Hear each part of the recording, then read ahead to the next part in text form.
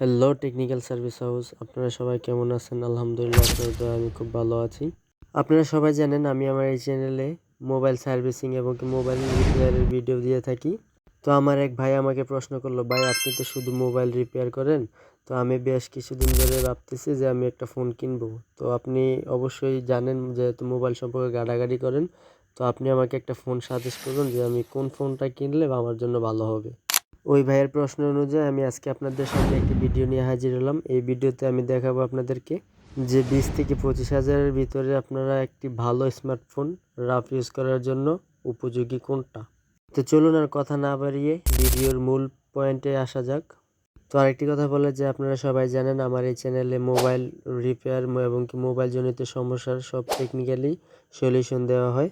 তো আপনারা যারা ভাবতেছেন মোবাইল সার্ভিসিংয়ের কাজ শিখবেন বা মোবাইলের কাজের প্রতি ইন্টারেস্ট আছে, তারা অবশ্যই আমার চ্যানেলটি সাবস্ক্রাইব করে নেবেন। তো মূলত তাদের জন্যই আমার এই চ্যানেলটি। আমি আজকে আপনাদের সামনে 3টি ফোন নিয়ে কথা বলবো। আপনারা যারা 20 থেকে 25 হাজারের ভিতরে ফোন কিনতে যাচ্ছেন তাদের জন্য খুব বেস্ট এই ফোনগুলা আমি মনে করি হবে। প্রথমটি হচ্ছে Narzo 60 pro 5G, Redmi note 40 5G এবং কি তৃতীয় নম্বরে আছে স্যামসাং গ্যালাক্সি A35 5G। প্রতিটি ফোনের স্পেসিফিকেশন সম্পর্কে যদি আপনাদেরকে বলি, যেমন মনে করেন প্রসেসর, ডিসপ্লে, ক্যামেরা, ব্যাটারি ইত্যাদি, সবগুলাই কিন্তু এখানে বেস্ট ইউজ করেছে। 3টি ফোনের সম্পর্কে আজকে আমি A to Z আলোচনা করব। তো ভিডিওটি না টেনে পুরোটি দেখুন, ভিডিওটি আপনাদের খুব কাজে আসবে। তো প্রথমে আমি রিয়েলমি নার্জো 60 প্রো 5G ফোনের সম্পর্কে কথা বলবো। এটিতে রয়েছে মিডিয়াটেক ডিমেনসিটি 750 প্রসেসর আছে এটিতে, যেটা একটি অক্টোকোর সিপিইউ।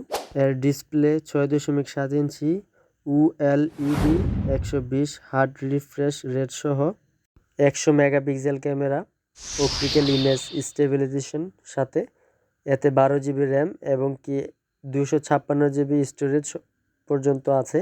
5000 mAh অ্যাওয়ার্ড ব্যাটারি, 67 ওয়াট ফাস্ট চার্জার।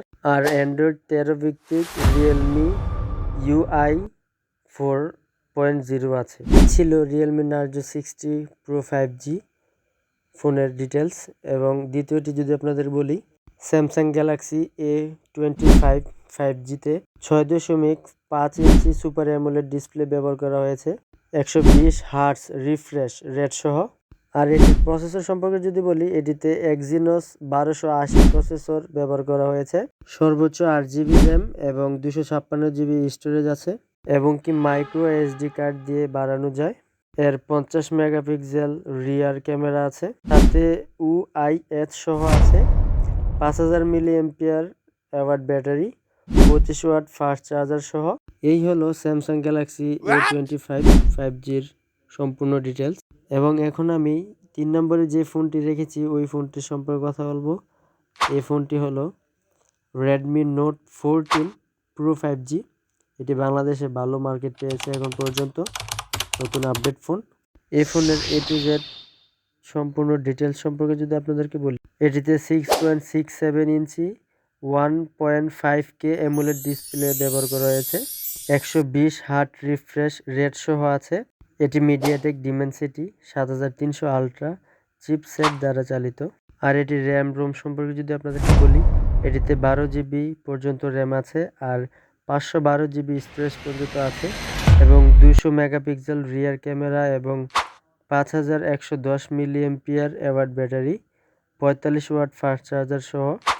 আর এটিতে IP68 পানিরোধ এবং গরিলা গ্লাস ভিক্টর 2 দিয়ে স্ক্রিন সংরক্ষিত রাখা হয়েছে।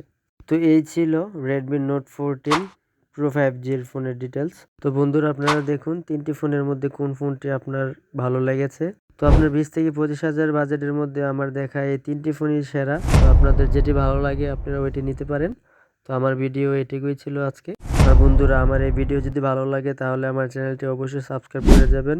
আর আমার এই চ্যানেলে মোবাইল জনিত যত প্রবলেম আছে সব টেকনিক্যাল সলিউশন দেওয়া হয় আমার এই চ্যানেলে।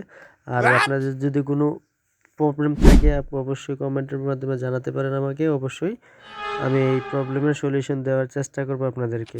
তো ভালো থাকুন, সুস্থ থাকুন, আবারও আসবো নতুন কোনো ভিডিও নিয়ে। আল্লাহ হাফেজ।